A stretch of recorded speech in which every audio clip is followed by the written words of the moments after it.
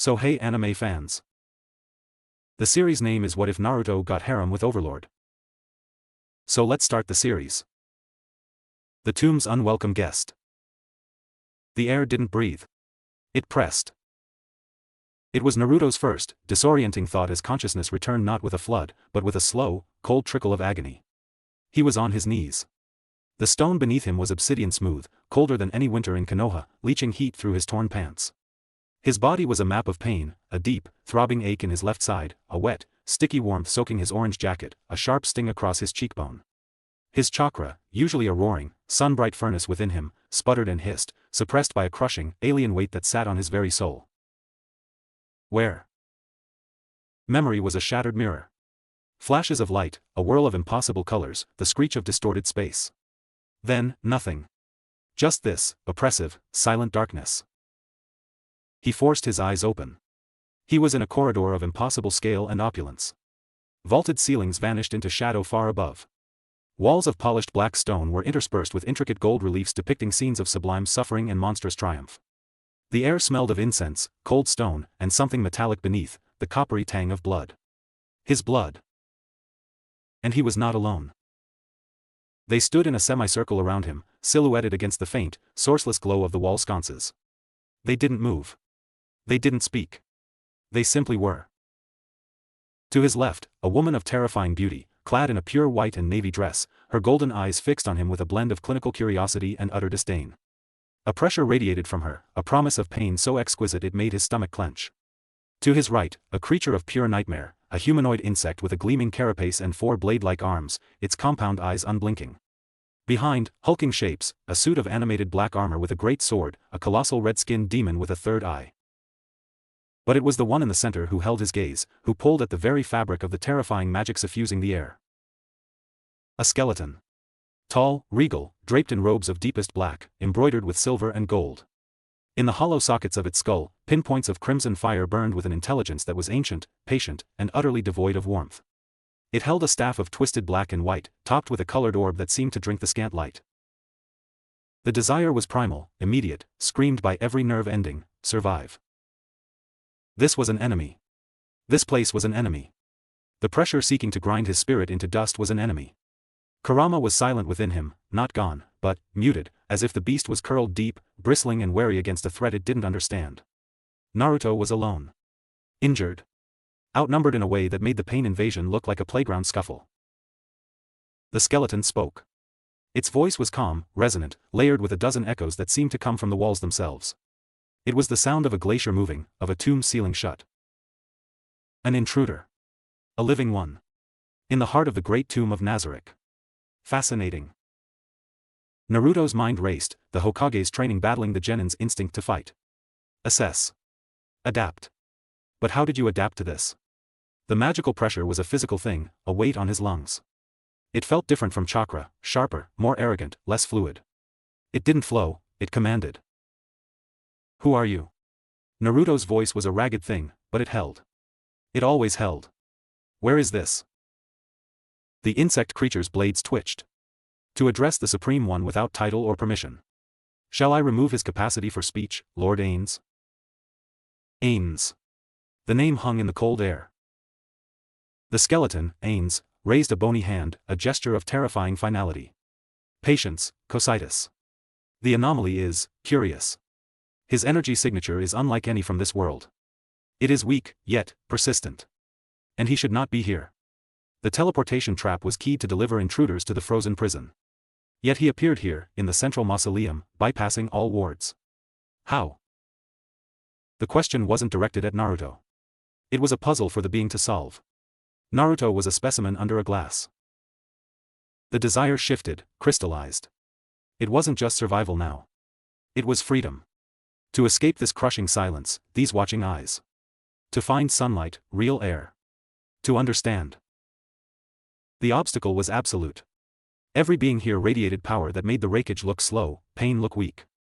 The skeleton, Ains, was the epicenter. To move against them was suicide. But to remain kneeling was death of another kind, a slow erosion of his will, his very self. The risky decision formed, born of 1,000 battles. He wouldn't attack. He wouldn't beg. He would test. Gritting his teeth against the scream in his ribs, Naruto pushed. His palms flat on the freezing stone, he forced his body to obey. Muscles trembling, chakra sparking fitfully against the oppressive magic, he rose to his feet. He stood, swaying, in the center of the circle of monsters. The act of standing was defiance. It was a declaration. The air changed. The beautiful woman's lips curled into a smile that promised evisceration. The insect's blades hummed. The armored knight took a single, ground-shaking step forward. Ain's crimson pinpoints flared slightly. Interesting. A display of pointless resilience. Tell me, human, what do you hope to achieve? I don't know where I am, Naruto said, each word a labor. I didn't mean to come here. Let me leave. Leave? The woman laughed, a sound like shattering crystal. The great tomb of Nazarick is not an inn. You are a stain. A mystery to be dissected. Dissected. The word hung in the air. I am Naruto Uzumaki, he said, injecting a strength into his voice he didn't feel. I am a shinobi of the hidden leaf. I believe in talking things out. In finding understanding. The ideological chasm yawned wide, visible in their expressions of pure, uncomprehending scorn. Bonds? Understanding? To them, it was the bleeding of prey. A naive ideology, Ains stated, no malice, just cold fact. It holds no value here. Your value is as a data point. Submit. Your pain will be minimized if you cooperate. Mercy, to them, was a logistical choice. Not a virtue. Naruto's blood boiled. The pain, the fear, the condescension, it all fused into a familiar, stubborn fire. His chakra, suppressed and strange, reacted. It didn't flare gold, didn't roar with Kurama's might. Instead, a thin, shimmering blue-white aura flickered around him, his own raw energy, forced to the surface, mingling uneasily with the tomb's magical atmosphere. The air around him warped, briefly, like heat haze, causing the watching guardians to shift stance minutely. Ain's head tilted. Indeed, fascinating. Not tier magic. Not warrior arts. A third system? Albedo. The white-clad woman, Albedo, took a step forward, her manicured hand extending. Her magical pressure focused, a spear aimed at Naruto's mind. I shall extract the information, my lord. It will be my pleasure. The consequence of his defiance, of his flickering chakra, was immediate and worse. He had moved from curious anomaly to active test subject. The psychic assault wasn't a genjutsu. It was a brutal, unsubtle force, a drill of pure will and dominance trying to pry open his mental defenses. It was agony, a white-hot spike behind his eyes. Naruto cried out, stumbling back, his own will forming a desperate, ragged shield. Memories flashed, Irika, Team 7, Jiraiya, not organized, just a storm of feeling, of connection. They were his anchors. Albedo's elegant brow furrowed slightly. Resistance. Primitive, but passionate. Cluttered with emotional noise. Break through, Ains commanded, the scientist observing. The pressure doubled. Naruto felt his mental shields cracking. He was going to be hollowed out, his soul laid bare for this monster's cold review. In that moment of absolute violation, a deeper instinct, honed in war, took over. If he couldn't defend, he would attack. Not at Albedo. Her mind was a fortress. At the environment. Gathering every spark of his chakra, ignoring the tearing sensation in his coils, he formed a single, desperate hand sign he could manage with one hand. A basic clone technique. But he poured not just chakra, but all his confusion, his fear, his defiant will into it. Poof. Not 1, not 10, but over 100 shadow clones erupted into the corridor in a billowing cloud of smoke. They were unstable, flickering, but they were there. And they all, as one, turned and ran in every direction, down the endless corridor, towards archways, into shadows. Chaos. For a single, precious second. The guardians moved. Cocytus became a blur of blue, blades becoming a whirlwind of death, dispatching clones by the dozen. The black armor, Seabass, moved with terrifying grace, his fists imploding clones with sonic booms. Albedo snarled, a sound of pure rage, and a wave of dark energy vaporized 30 at once. Naruto, the real one, turned and sprinted towards the darkest, narrowest archway he saw, pushing his injured body to its limit, his chakra a sputtering flame. He heard Ain's voice, calm amidst the carnage. Do not destroy the central specimen. Capture. The rest, eliminate. Naruto ran. The corridor twisted, branched. He took turns at random, driven by panic and the dying echo of his clone's experiences, each pop of dispelled smoke a flash of shared terror, a glimpse of a guardian's merciless face. He was a rat in a labyrinth of god-killers. He rounded a corner and skidded to a halt. He was in a smaller chamber, a chapel of sorts, with stained glass windows depicting angelic beings in torment. At the far end, on a simple stone dais, stood a small, empty vase. And standing between him and the next archway, was a little girl. She looked no older than 5, with pale skin and hair, holding a grotesque, rune-covered plush rabbit. She smiled at him, a vacant, innocent smile. "Hello, mister," she whispered. "Are you lost?" Relief, desperate and foolish, flooded him. A child. Maybe a prisoner. Maybe. "Yeah," he panted, risking a glance behind him. "Yeah, I am. We need to hide, quick." "Lord Ains is very kind," the girl said, tilting her head. "He lets me play with all the new things that come in." Her smile widened, revealing rows of needle-sharp teeth. The eyes of her plush rabbit glowed with a malevolent purple light. The air, already thick, became viscous with a new, playful, and utterly deranged magical pressure. "Let's play forever, mister." Naruto's heart froze. Another monster. Disguised. Worse. The innocent facade was 1,000 times more terrifying than Cocytus's open menace. His chakra, already strained, recoiled from the sickly sweet magical aura. He had no time. He heard the swift, precise footfalls of the armored knight, Seabass, echoing from the corridor behind. The little girl, the monster, skipped forward, her rabbit's eyes glowing brighter. Another risky decision that he couldn't fight. He couldn't go back. There was only the vase that it was a stupid hope. A Hail Mary. But Shinobi used what was there. He fainted left, towards the girl. She giggled, raising the rabbit. A wave of paralyzing magic pulsed out. Naruto pushed chakra to his legs, bursting right instead, the magic grazing him, making his muscles seize for a horrific second.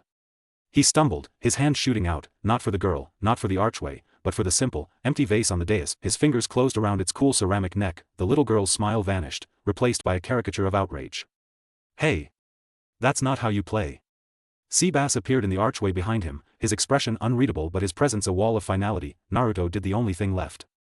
He hurled the vase, not at either of them, but at the stained glass window depicting a weeping angel. The guardians, he reasoned, valued this tomb. Its finery. Maybe they'd pause to protect it. They did not. The vase shattered against the glass. A minor, tinkling sound, then the world exploded. The window wasn't just glass. It was a ward, a container, a magical landmine. The vase wasn't decor, it was a keystone. A security measure. A cataclysmic shockwave of silver light and screaming magic erupted from the point of impact. It wasn't an attack. It was a reset. An anti-intruder purge. The blast hit Naruto first. It felt like being unmade. His chakra system screamed as foreign magic, pure and absolute, flooded it.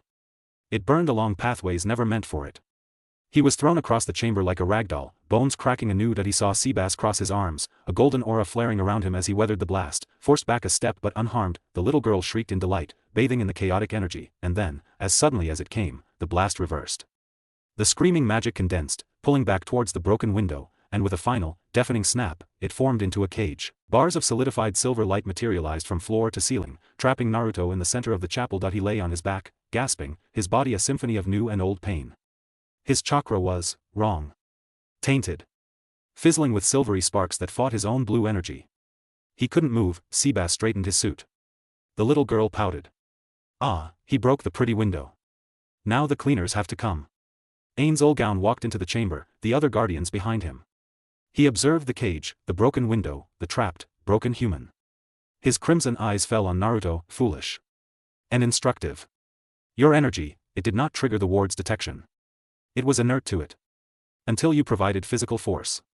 He knelt outside the cage of light, the magical bars reflecting in his bony features. Your power system is not just different. It is unregistered by the tomb's foundational magic. A profound security breach. Naruto spat blood, meeting the skeletal gaze. Go to hell. Irrelevant, Ains said, standing. You have graduated from specimen to priority. Your existence is a threat to Nazarik's integrity. The question is no longer, what are you, but how do you work, and how can we neutralize the threat you represent? He turned to Albedo. Prepare the inquiry chamber.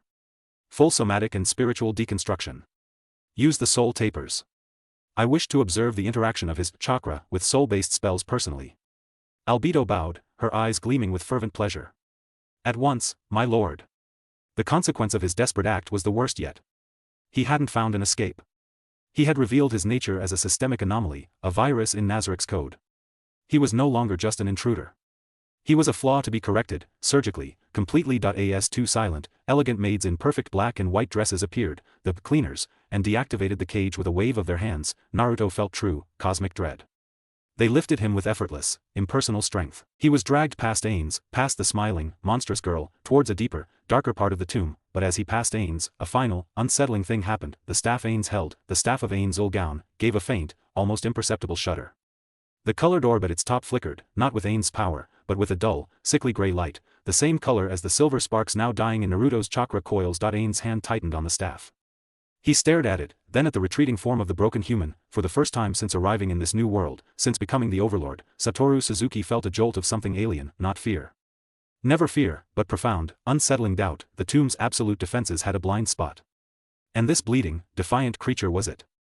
His very presence caused a world item, an object of ultimate power, to react with what could only be described as corruption. The chapter ends not with a bang, but with a silent, terrifying question hanging in the necrotic air, as Naruto is carried into the dark towards unspeakable torments, and the ruler of this perfect, terrible kingdom stares at his own weapon, wondering what plague he has just let inside his walls. Chapter 2, Soul Tapers and Silent Foxes. The maids did not speak. Their footsteps made no sound on the polished basalt floors. Their grip, one on each of his arms, was like manacles of chilled iron, unyielding, impersonal. Naruto hung between them, his toes dragging, the world a blurred tunnel of pain and disorientation. The silver sparks from the ward blast still danced under his skin, a toxic, itching fire that warred with his own fading chakra. It felt like sand in his blood, grinding against the flow of his energy. They descended. Each level was a new genre of nightmare. From the opulent, funereal grandeur of the central floors, they passed into galleries of living flesh, walls that pulsed with a wet, organic rhythm. Then into caverns of glittering ice where frozen screams were captured in eternal sculptures. Then down again, into a realm of perfect, sterile white. The air grew colder, cleaner, devoid of scent. The only sound was the faint, rhythmic tap of the maid's perfect shoes and his own ragged breathing. This was not a dungeon. It was a laboratory. They entered a circular chamber. The walls, floor, and ceiling were seamless alabaster. In the center, a stone slab, etched with runes that glowed with a soft, hungry blue light. Around it, standing on precise markings, were more maids, identical in their blank beauty and pristine uniforms. Tools were arranged on a nearby stand, not knives or saws, but crystalline rods, intricate metal loops, and hourglasses filled with swirling, phosphorescent mist. They laid him on the slab. The runes flared, and bands of solidified light snapped over his wrists, ankles, and forehead, pinning him with a pressure that was gentle and absolute. He was utterly immobilized, not even able to turn his head. The desire now was not freedom. That was too distant, a dying star. The desire was integrity. To not be unmade. To not let them see everything. To protect the memories of his friends, his village, Kurama. To keep some part of himself secret, sacred, in this place that respected nothing. The obstacle was the chamber itself. It was a place designed to negate will. The sterile light, the silent attendance, the hum of the runes, all of it worked to strip away identity, to reduce him to a system of components to be catalogued. And he could feel the tomb's oppressive magic here, concentrated, focused through the slab, methodically pressing down on his flickering chakra, containing it, studying it. Ains entered, Albedo at his shoulder. He observed Naruto on the slab as one might observe a particularly complex equation written on a blackboard. Begin with passive observation, Ains' echoed voice broke the silence. Record all energy emissions. Map the pathways. One of the maids, perhaps the head maid, her apron slightly more elaborate, stepped forward. She held a crystalline rod. She touched it to Naruto's sternum. Agony. It was a cold, invasive agony, different from any wound. The rod didn't cut, it resonated. It vibrated in tune with his chakra coils, forcing them to reveal themselves. Blue-white light, tinged with sickly silver, sputtered from his skin, tracing the outline of his tenketsu points, the pathways Kurama's chakra had scorched and widened over a lifetime. It was a spiritual X-ray, unbearably intimate. Pathways are non-standard, the maid reported, her voice a monotone. They do not correspond to any known magical circuit or nerve cluster. Density is irregular. Significant scarring and enlargement here, here, and here. She pointed with the rod to his stomach, his heart, his spine. Scarring from use? Or from an external source? Ains asked. Analysis suggests integration with a foreign, bestial energy source. The scarring is symbiotic, not destructive. Ains' eyes flared. A separate entity? A possession? Extract it. Naruto's risky decision. He had been still, enduring, trying to seem broken. But this, reaching for Kurama, was the final line. He couldn't let them touch the fox. Not just for his own sake, but because Kurama, for all his rage, was a part of his world, a soul. He would not feed it to these monsters. He focused inward, past the pain, past the grinding foreign magic. He dove for the seal, for the dark, silent water of the sewer where the fox slept fitfully. Kurama. The great beast's single eye opened, a sliver of molten red in the darkness. You idiot. You've led us into a pit with no sun. Their power, it's old. It stinks of dead worlds. They're coming for you, Naruto thought, desperation coloring his mental voice. I need to hide you. Or fight. Fight? Kurama's laugh was a low, seismic rumble. My chakra is heavy, loud. The moment I give you more than a trickle, their sensors will light up like a beacon.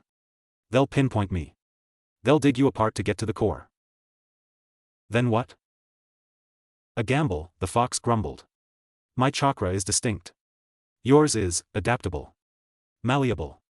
It always has been, fool. You absorb and mimic. Let their magic in. What? Let it flood the pathways. Mingle your pathetic blue energy with their silver poison. Corrupt the data. Be a muddy puddle, not a clear stream. It will hurt. It might break you. But it will hide my signature in the noise. It was a horrifying proposal. To willingly let the invasive energy deeper, to taint his own life force. But to protect his last, oldest bond. The consequence. Naruto stopped resisting. As the maid with the rod increased its resonance, he opened his internal gates. He didn't push his chakra out, he pulled the slab's oppressive magic in. The silver sparks became a flood. It was like drinking lava and liquid nitrogen simultaneously. His body arched against the light bonds, a silent scream tearing at his throat. His chakra coils, already damaged, felt like they were being plated in brittle, hostile crystal. The blue light of his energy flickered, dimmed, and became streaked with pulsating veins of gray and silver. His tenketsu points glowed like infected stars. The monitoring maid frowned, a minute crack in her perfect facade. Energy signature is destabilizing. Coherence is collapsing. The symbiotic entity's signature is dispersing. It is becoming indistinguishable from the host's corrupted energy matrix. Cease, Ains commanded. He stepped closer, peering down. He is self-sabotaging. Destroying his own power to deny us information. A hint of something like respect colored the void of his voice. A brutal, effective tactic for a mortal. Albedo, the soul tapers. Albedo produced two slender instruments from the stand. They looked like long, delicate needles made of obsidian, but their tips burned with tiny, cold white flames, flames that ate light rather than gave it. These will not read your energy, human, Ains explained calmly. They will read the story of your soul. Your memories, your experiences, your very essence. Physical resistance is irrelevant. The ideological conflict here was absolute. To Ains, a soul was a data storage device. To Naruto, it was the sum of his bonds, his love, his pain, his nakama. Letting them tap it was a violation worse than death. Albedo brought the first taper towards his temple. Naruto did the only thing left. He weaponized the corruption. Focusing every ounce of his will on the chaotic, chakra magic slurry now churning inside him, he pushed it outwards, not in a wave, but in a single, targeted, psychic shriek. He didn't send an image or a word. He sent a feeling. The feeling of ramen shared with Irika on a lonely night. The feeling of Sasuke's fist connecting with his face in their first real fight, anger, yes, but underneath, a desperate, screaming connection. The feeling of holding his newborn son, Boruto, for the first time, a love so vast it was terror. It was raw, unfiltered, overwhelmingly human emotional noise. The soul taper touched his skin. And the obsidian needle shattered. The cold white flame sputtered and died. Albedo jerked back, staring at the broken instrument in her hand, then at Naruto, her golden eyes wide with shock. My lord, it rejected the probe. The soul's emotional output it's corrosive to the spell matrix. It overloaded the taper's ability to parse coherent data. Silence. Ains stared. The maid stood, frozen. The hum of the runes seemed to falter. Naruto, sweating, bleeding from his nose and ears, met the Overlord's gaze. His voice was a shredded whisper, but it carried. You can cage the body. You can break the energy. But my soul, it's not just mine. It's full of everyone who ever believed in me. And you empty skeleton, you have nothing heavy enough to weigh it down. For a long moment, the only sound was Naruto's labored breath. Ainz slowly straightened. The red pinpoints in his eyes were unwavering. A soul fortified by parasitic emotional bonds. A power system that exists outside local physics. An entity that can mask itself within corruption. He listed each point as a new, fascinating problem. This is no longer an inquiry. This is a containment and research project of the highest order. He turned to leave. Stabilize him. Keep him on the slab. Initiate magical osmosis protocol. Drip feed low-tier spells into his system, fire, water, healing, curses. Record how his corrupted energy matrix interacts with, absorbs, or rejects each one. I want a full taxonomy of this, chakra. As Ainz reached the door, he paused, not looking back. And Albedo. Yes, Supreme One. The emotional burst. The corrosion. Run a analysis on the residual energy from the broken taper. Cross-reference it with the reaction from the staff. He left. The maids moved again. A new set of tools. Drips of colored magical energy began to fall from a crystal sphere above the slab, targeting his chest. A drop of cure light wounds, his skin sizzled, the silver corruption flaring, rejecting the positive energy. A drop of fire arrow, a tiny flame ignited on his skin, was sucked into a chakra point, and emerged as a wisp of gray smoke. Naruto endured, locked in the sterile white hell. But inside, a tiny, grim flame of defiance burned. He had made them doubt. He had broken their tool. He had forced a change in protocol. And deep within, buried under layers of grinding, silver corruption, Kurama's voice was a faint, approving growl. Not bad, brat. You made the void flinch. Now, survive the osmosis. Learn their magic as it tries to eat you. It's the only way. The chapter ends with Naruto trapped in a cycle of constant, low-grade magical torture, a living crucible for a fusion of powers that should not exist. And in his quarters, Ainz Olgaun stares at the report on his desk, emotional resonance, potentially a universal corrosive to high-tier information spells. He looks from the report to the staff, which sits in its stand, the orb still faintly, persistently, tinged with that same dull, worrying gray. The tomb has never questioned its own perfection. Now, it is questioning if the very thing that makes this human weak, his messy, boundless heart, might be a weapon that can rust its flawless, undead foundations. Chapter 3, The Crucible's Whisper. Time lost meaning in the alabaster crucible. It was measured in drips. In the sizzle of alien magic against his corrupted chakra. In the silent, observant stares of the maids as they recorded results on crystalline slates. They had no names, only functions. The one who administered the spells. The one who monitored his vitals, a strange amalgam of heartbeat and mana resonance. The one who stood by the door, a silent, perfect sentinel. The magical osmosis protocol was a refined form of hell. A drop of create water would manifest above his chest. His body, acting on instinct honed through 1,000 fights, would try to absorb it, to convert it. But his chakra was now a muddy, silver-streaked morass. The water drop would hit, spread a chilling numbness, and then his energy would churn, trying to process it. Sometimes it spat it back out as a puff of frost. Sometimes it absorbed a fraction, and he'd feel a new, brittle layer of icy magic coat the inside of a chakra pathway before it dissolved into the gray. Then a flare of ignite. Fire was a familiar element. Rasengan's heart was wind, but its spirit was fury, and fire was fury's cousin. His corrupted energy reacted violently, surging to meet it, consuming the tiny flame with a greedy, sickly heat. It left behind a phantom burn, a memory of warmth in the sterile cold. Healing spells were the worst. Cure light wounds was an acid bath. His body, tainted by the tomb's magic and his own desperate corruption, recognized the positive, life-affirming energy as a hostile invader. The skin where it touched would blister and blacken before the silver-gray energy swarmed to seal it over with a rough, magical scar tissue. It healed, but wrong. It was like watching a book be rewritten in a language of pain. The desire had morphed again, honed by relentless, petty agony. It was to understand. To turn this torture into reconnaissance. If he was to have any hope, any at all, he needed to learn the rules of this new, terrible magic. He needed to map its weaknesses, its rhythms. He had to listen to what the drips were telling him. The obstacle was his own deteriorating body and spirit. The corruption was a grinding wheel on his soul. Each interaction left a residue. His chakra felt heavier, slower. His thoughts threatened to scatter under the constant, low-grade pain. The maids were flawless, impassive. They offered no distraction, no lapse in attention. He was a specimen in a perfectly controlled environment. A risky decision. During the administration of a ray of frost, he didn't just let his chakra react defensively.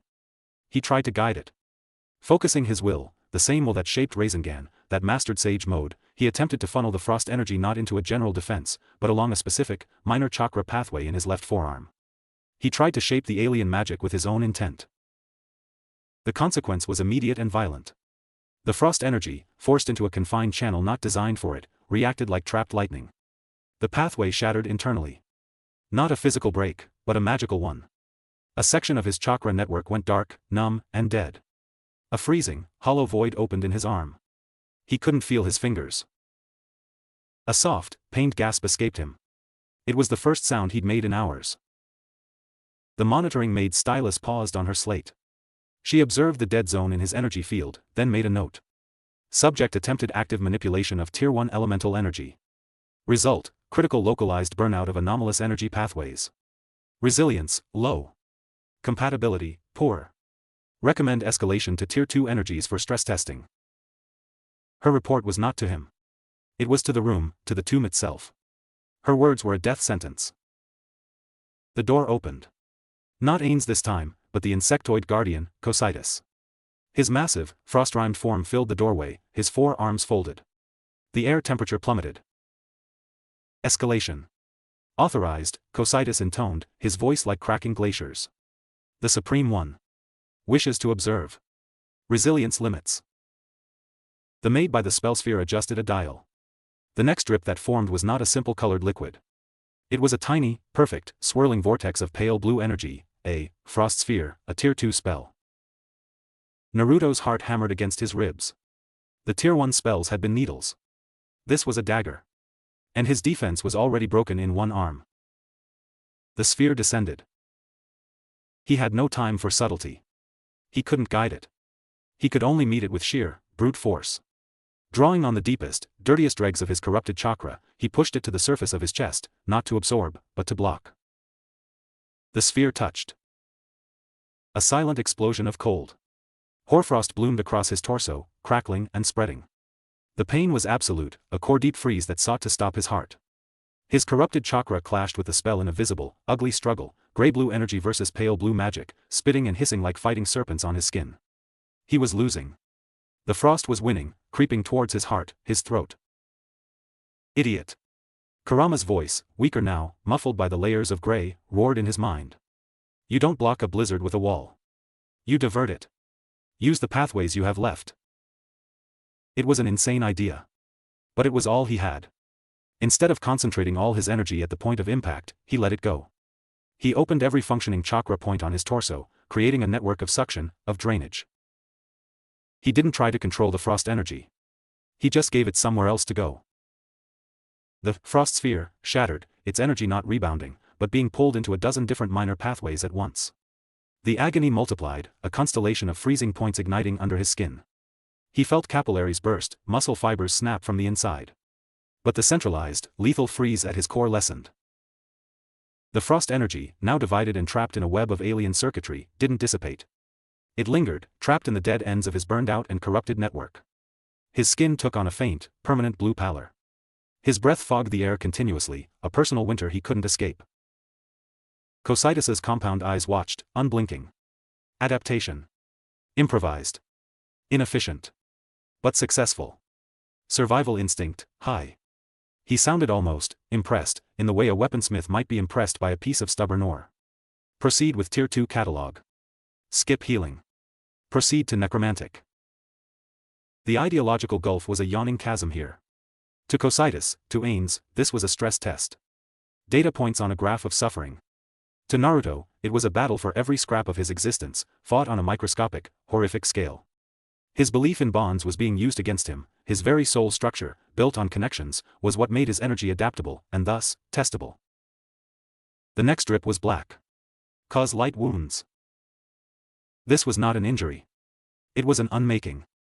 A tiny spear of pure negation, the antithesis of life. It didn't freeze or burn, it simply sought to declare that a part of him should not be. His corrupted chakra had no defense against this. It was a moral attack as much as a magical one. The black energy hit and began to erase.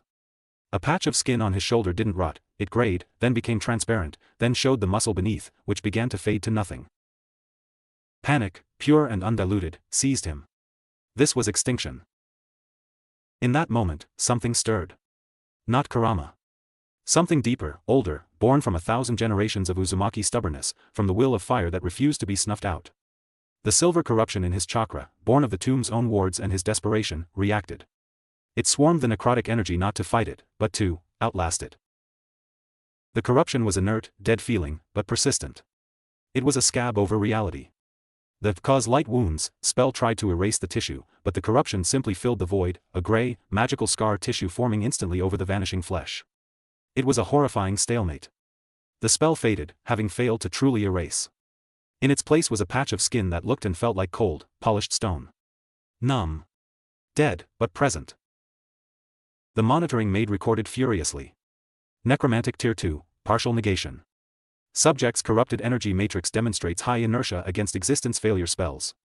Hypothesis: the corrupting agent shares ontological properties with negative energy constructs, providing interference. Cositus left, his mission complete. The maids continued their work.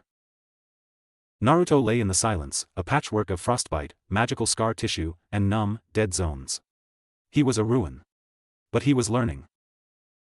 He learned that fire could be consumed if met with greater fury. He learned that water and frost could be scattered, but at a cost. He learned that healing was poison here, and he learned, most terrifyingly, that the tomb's own corrupting magic within him could, in a grotesque way, protect him from its more direct attacks.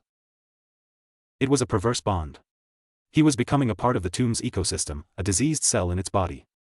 The realization was a new kind of despair. As the drips continued, his mind, to stay sane, began to assign them not as spells, but as voices. The fire was a shout. The frost was a whisper. The necrotic energy was a silence. And in the long, empty stretches between drips, he heard another voice. Not a drip, but a faint, psychic echo, seeping through the stone. A voice of immense, melancholic power, singing a dirge in a language of pure emotion. It was coming from far below. It spoke of loss, of endless duty, of a beauty locked away. It felt familiar. Not in its tone, but in its depth of feeling. It was the echo of a bond, twisted by eternity and loneliness. It was the first thing in this entire tomb that didn't feel hostile. It felt sad. And in his chest, the stone-like patch where the necrotic spell had failed thrummed with a faint, sympathetic resonance. The chapter ends not with a dramatic event, but with a quiet, insidious shift. Naruto, broken and forever altered, has begun to unconsciously sync with the rhythms of Nazarik's deepest magic and its inhabitants' buried sorrows. He is no longer just a prisoner. He is becoming an integrated, corrupted node in their network. And as he listens to that distant, sad song, a new, dangerous desire sparks in the frozen wasteland of his spirit, not just to understand the magic, but to find the source of that song.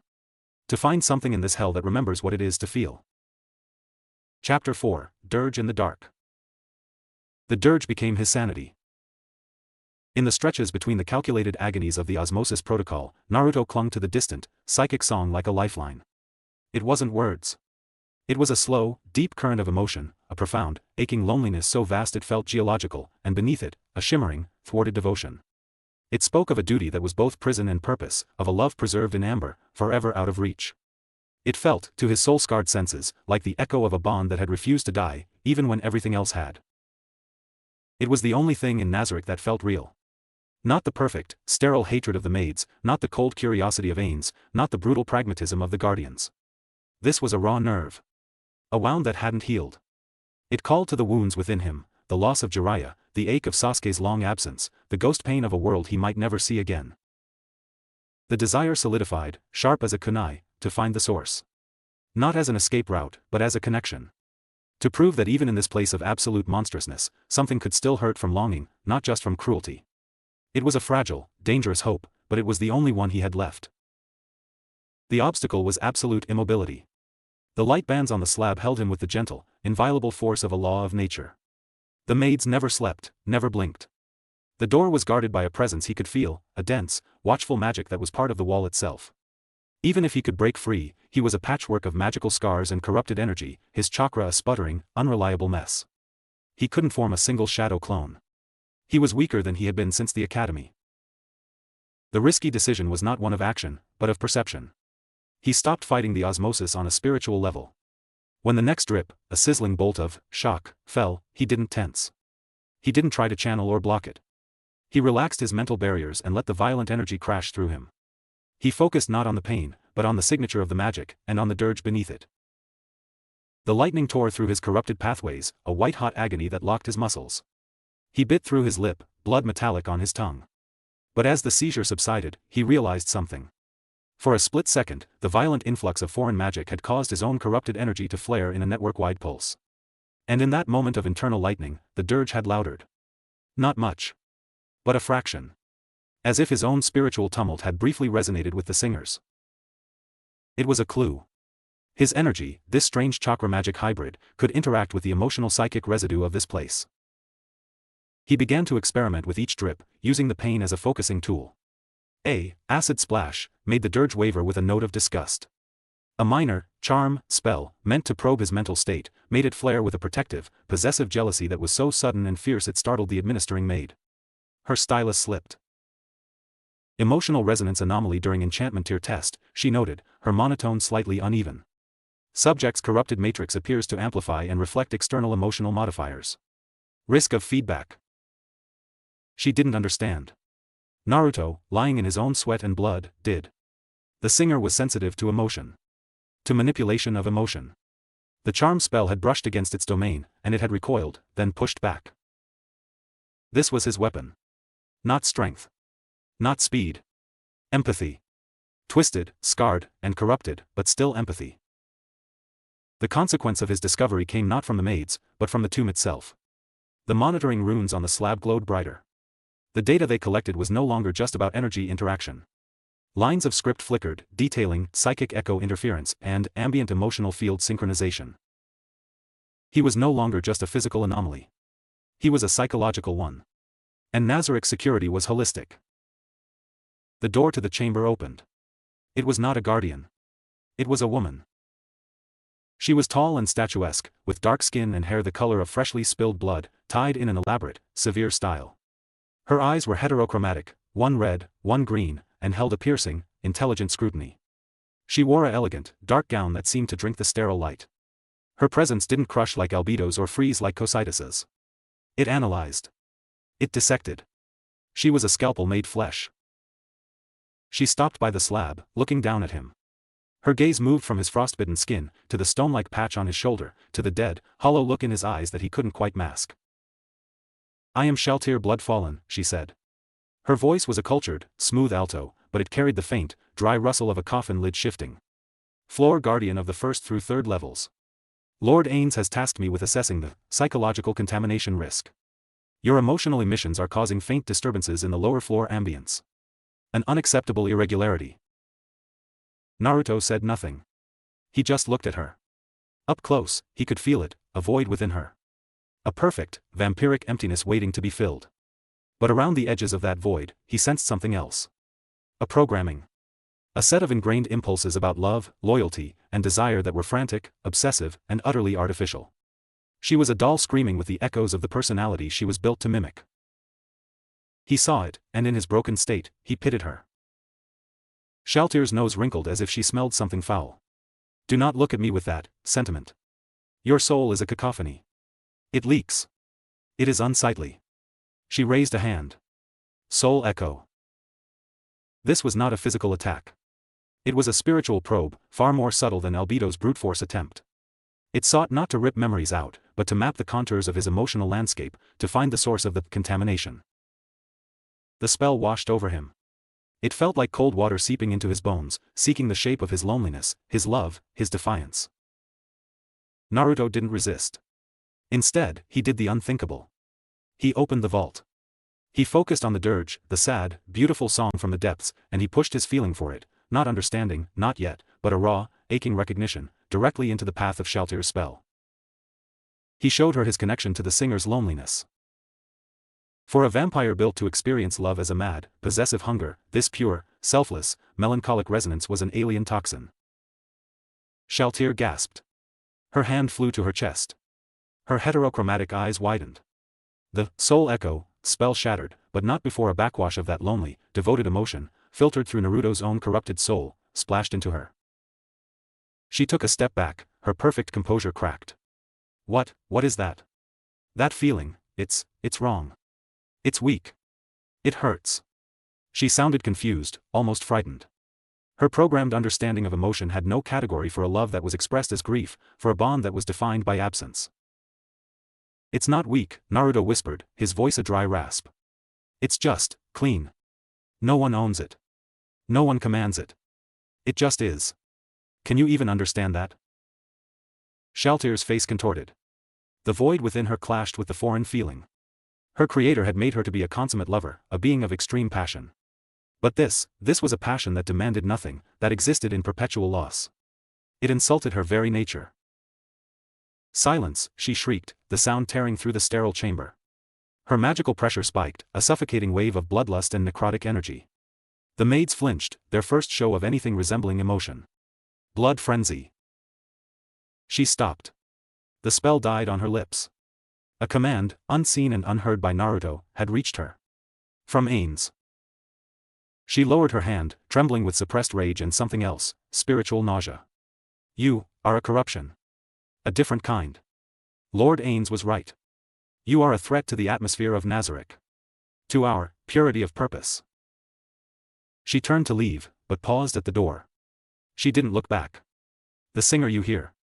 It is a mistake. A flaw in the tomb's design. An echo that should have been silenced millennia ago. Your affinity for it only proves your own aberrant nature. Do not mistake its noise for a kinship. It is merely another form of entrapment. She left, sealing the door behind her. The chamber was silent again, save for the hum of the runes. The dirge, which had faded during Shaltir's outburst, returned, fainter, as if ashamed or frightened. Naruto lay in the aftermath. He had won a small, terrifying victory. He had repelled a floor guardian not with power, but with a feeling she couldn't process. He had weaponized the song. But the consequence was dire. He was now flagged as a psychological contaminant. Shaltir's words rang in his head, a flaw in the tomb's design. The singer was a prisoner too. A fellow flaw. And he had just drawn Ain's direct attention to their connection. The next drip that fell was not elemental or necromantic. It was a pale, pinkish energy. Emotional dampener. The maids were under new orders. They weren't just to study his energy anymore. They were to sanitize his soul, to mute the cacophony. The spell seeped into him, a soft, suffocating blanket trying to smother the dirge, his memories, his very will to connect. He fought it. He clung to the song, to the memory of his son's laugh, to the feel of Sakura's healing chakra, to the stubborn, rusty warmth of Kakashi's approval. The dampener couldn't erase them. But it could blur them, make them feel distant, dreamlike. It was a war of attrition on the most fundamental level, a war to make him forget why he should even want to fight. As the dampener worked, the dirge became his sole anchor. He focused every ounce of his corrupted will on it, tracing its emotional pitch, its sorrow, its unwavering devotion. He began to sense a direction. Not with his ears, but with his scarred soul. It was below. Deep below. Past levels of horror he could only imagine. The chapter ends with Naruto locked in a silent, internal battle. The physical torture has evolved into psychological scrubbing. The sterile room is now a battlefield for his soul's very identity. He is weaker than ever, his body a museum of magical abuse, his chakra a corrupted sludge. But he has a compass. A flawed, sad song in the dark. And a new, terrifying understanding: to survive Nazarick, he must not become stronger than it. He must become something it cannot categorize, a feeling it cannot delete. He must become, like the singer, a ghost in the machine, a persistent, melancholic error in their perfect, monstrous logic. Chapter 5, The Genesis of a Ghost. The emotional dampener was a new kind of torture. It didn't burn or freeze. It dissolved. It was like watching his own memories through a thick, distorting pane of frosted glass. The ramen with Irika lost its savory heat, becoming a vague, nutritional transaction. Sasuke's final, tear-streaked acknowledgement on the Valley of the End felt like a historical event he'd read about, not a seismic shift in his soul. Boruto's face, when he strained to recall it, had blurred edges. The emotional core, the meaning, was being leached away, leaving behind sterile facts. The dampener sought to turn his rich tapestry of bonds into a cold, lifeless ledger. Only the dirge resisted. Its sorrow was too deep, too fundamental, to be blurred. It was less a memory and more a fact of the tomb's geography, a permanent fault line of feeling in the bedrock of despair. Naruto clung to it with a desperation that was itself becoming less a feeling and more an instinct, a primal, animal need for a landmark in a world turning to grey fog. His desire now was a razor's edge, to remember the feeling of feeling. To not let the dampener make him a hollow thing like the maids, like the guardians with their programmed passions. He had to keep his heart, even if it was broken, scarred, and beating out of sync with this dead world. The obstacle was systematic, relentless. The pinkish drip was a constant now, interspersed with the other spells. The maid's recordings focused entirely on effective resonance decay rates. He was no longer a subject of magical study, he was a patient undergoing spiritual chemotherapy. The risky decision was one of internal sabotage. During the next cycle, as a ray of frost sizzled against his corrupted chakra and the dampener seeped into his mind, Naruto did not fight the frost. He pulled it inward, towards the part of his mind where the dampener was pooling, where it was trying to freeze-dry his emotions. He used the physical agony of the frost as a catalyst, a sharp, defining pain to give shape to the formless erosion. He focused on a single, simple memory, the taste of Ichiraku's pork broth. He didn't just recall it. He layered the pain of the frost onto the memory of the heat, the numbness of the spell onto the comfort of the meal. He corrupted the memory, yes, but in doing so, he anchored it with sensation the dampener couldn't touch. The memory became a knot of contradictory signals, hot/cold, comforting/painful, safe/endangered. It became complex. It became resistant. The monitoring maid's stylus halted. The runes flickered erratically. Anomaly. Subject is utilizing elemental assault vectors to fortify cognitive emotional nodes. Data corruption is reflexive. Dampener efficacy is decreasing at targeted sites. She sounded perplexed. The system was designed to erase or record. Not to be used as a whetstone for a prisoner's will. For the first time, the head maid, the one with the elaborate apron, spoke directly to him. Her voice was still a monotone, but it carried a weight of command. Cease interference with the protocol. Passivity is required. Naruto turned his head a fraction, the light band on his forehead straining.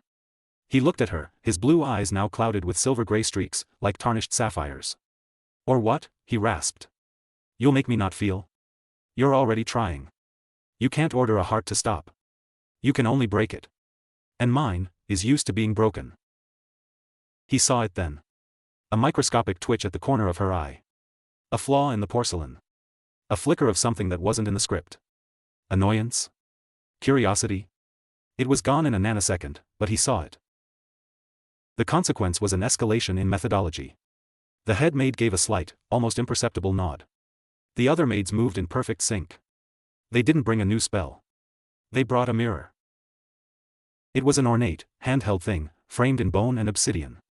They held it above his face, forcing him to look. Protocol shift, visual cognitive anchor override, the head maid stated. Mirror of silent regard. The mirror did not show his reflection. It showed Konoha. But not his Konoha. A perfect, silent, lifeless Konoha. The streets were pristine and empty. The Hokage monument bore the faces of men he didn't recognize. Ichiraku's was a shuttered shell. There were no people. No laughter. No life. It was a blueprint. A corpse of a village. And then, walking down the silent street, was a figure. It was him. But not him. This Naruto moved with a stiff, efficient grace. He wore a plain, gray uniform. His eyes were clear, focused, and utterly empty. He was a perfect shinobi. A flawless tool. He felt no anger at the empty village. No grief. He simply surveyed. He was functional. Optimal. Sane. This was Nazarik's offer. This was their cure. Not death, but erasure. Becoming a useful, unfeeling part of a perfect, silent system. A ghost with no regrets. The vision was a psychic hammer blow. It didn't attack his memories, it presented an alternative. A peace that was the absence of all struggle. The end of all pain. It was terrifyingly seductive. The desire to give in, to let the gray uniformity wash over him, was a tangible, physical ache. It would be so easy. To stop fighting. To become the ghost in the gray uniform. But the dirge rose in him, not as a memory, but as a protest. Its lonely, devoted song was the polar opposite of this silent efficiency. It was the sound of a feeling so potent it persisted beyond all reason, beyond all utility. It was inefficient. It was wasteful. It was alive.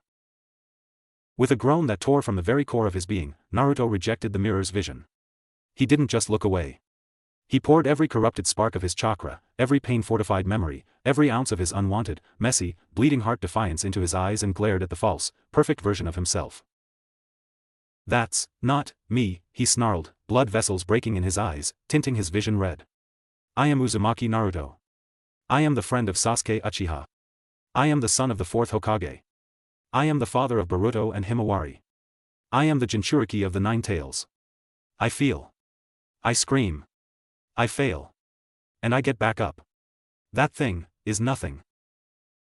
His corrupted chakra, reacting to his outburst, flared. Not with gold, not with blue, but with a storm-gray radiance shot through with veins of defiant crimson and sorrowful silver. It didn't hit the maids. It hit the mirror. The mirror of silent regard shuddered. The perfect, silent Konoha flickered. For a single, catastrophic frame, the image changed. It showed his Konoha, battered, rebuilt, alive with shouting children, the smell of street food, the messy, vibrant, loving chaos of a village that had chosen to believe in bonds. It was there for a fraction of a second, a burst of unbearable, beautiful noise against the silence. Then the mirror's surface cracked with a sound like a dying glacier. The maids recoiled, hissing, their first true show of distress. The head maid stared at the fractured artifact, then at Naruto, her perfect face a mask of stunned, icy disbelief. The door exploded inward. Not a guardian. The red-skinned, three-eyed demon, Demiurge. He stood in the doorway, his smile a thin, cruel line, his tail lashing. He had been observing. Of course he had. "Fascinating," Demiurge breathed, his voice like silk over broken glass.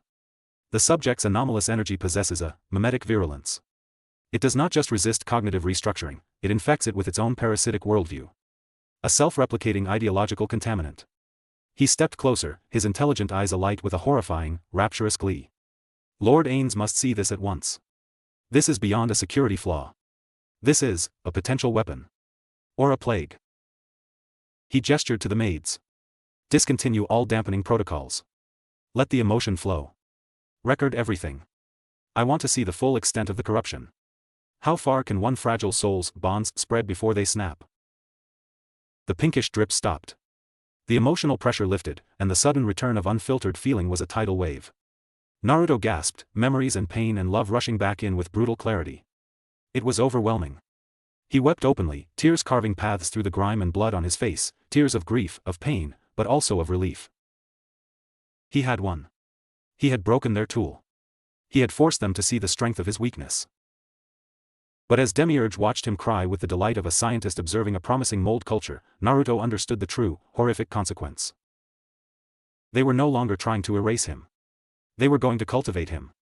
To see what kind of chaos his parasitic worldview could cause. He had gone from specimen, to contaminant, to a potentially useful disease. The dirge swelled in the background, its lonely song now feeling like a warning. He had clung to it as a lifeline, but in doing so, he had painted a target on it. He had shown Nazarick that the flaw in their design was not inert. It could resonate. It could be used. He was no longer just a prisoner. He was the seed of an idea. And Demiurge looked very, very interested in what kind of terrible, beautiful, bonding tree might grow from it in the dark. Chapter 6, The Architect of Despair. Demiurge's interest was a colder, sharper thing than any torture the maids had devised. It was the difference between being dissected by a curious child and being analyzed by a master engineer who saw you not as a body, but as a flawed blueprint for a better machine. The light bands released Naruto. He slumped off the slab, hitting the alabaster floor with a thud that echoed his own fragility. He couldn't stand. His legs, long and used and riddled with magical scar tissue, refused to hold him. He lay in a heap, a puppet with cut strings, as Demiurge circled him. Remarkable structural integrity, given the entropy, Demiurge mused, tapping a clawed finger against his chin. The physical vessel is a ruin, yet the core mimetic payload, these bonds, remain operational. They are the load-bearing architecture of your identity. Remove them, and the structure collapses into meaningless data. Therefore, the study must shift. He stopped, looking down with his three-eyed gaze. We must not remove the bonds. We must stress test them. A new kind of dread, deeper and more philosophical than the fear of pain, seeped into Naruto's bones. Bring it in, Demiurge called towards the door. Two brutish, ogre-like creatures, Nazarik's low-tier workers, lumbered in. Between them, they carried a large, rectangular object covered in a black shroud. They set it upright against the wall and left. Demiurge gestured. The shroud fell away. It was a mirror again, but vastly different from the last. This one was a portal of swirling, liquid mercury, framed in wrought iron that seemed to weep black tears. It gave off no reflection, only a low, psychic hum that set Naruto's teeth on edge and made the dirge in the distance falter, as if wary. Mirror of fragmentary possibility, Demiurge announced with relish. It does not show lies, nor does it show truth. It shows alternatives. Plausible realities that branched from moments of critical emotional stress. We will examine the tensile strength of your precious bonds by seeing what could have, what almost did, break them. The desire was no longer to escape or even to connect. It was to endure truth. He had faced his own darkness before, the rage of Kurama, the despair of the Fourth War. But those were his. This would be something else, a curator's tour of his own soul's breaking points, presented by a monster who found tragedy a delightful equation. The obstacle was the mirror itself. It wasn't an attack he could fight. It was a window he would be forced to look through. His own chakra, reactive and corrupted, would likely feed it, making the visions more vivid, more visceral. Resistance was futile. The only choice was in how he bore witness. Begin with a foundational node, Demiurge instructed, as if commencing a lecture. The orphan's first attachment. The Irika memory. The mercury surface rippled. An image formed, sharp and suffocatingly real. It was the night Mizuki betrayed him. But the mirror showed a different path. In this version, when Mizuki hissed that Naruto was the Nine Tails, the village's hatred, usually a background noise, crystallized into a single, crushing moment. He saw Irika's face, not with dawning protective fury, but with a flicker of undeniable horror and recoil before the man could mask it. A genuine, instinctive fear of the monster inside the boy. In the mirror, young Naruto saw that flicker. And it broke something fundamental. He didn't steal the scroll. He just ran. Not in mischief, but in silent, absolute desolation. The vision followed him, a lifetime of being a true ghost, never trusting, never connecting, a skilled but hollow weapon for Konoha, who saw him only as the beast they tolerated. He died alone on a mission, unmourned, his name a footnote in a bingo book. The pain was acute, a phantom heartbreak for a life he'd never lived, but that felt terrifyingly plausible. He gasped, his hand clawing at his chest. Fascinating, Demiurge's voice cut through. The bond held in reality. But the fracture point was clearly present. A 37% probability spiral, by my estimation. A remarkably fragile genesis for such a resilient structure. Proceed. The Uchiha defection. Naruto's risky decision. He knew he couldn't stop the visions. So he changed the objective. He would not just endure them.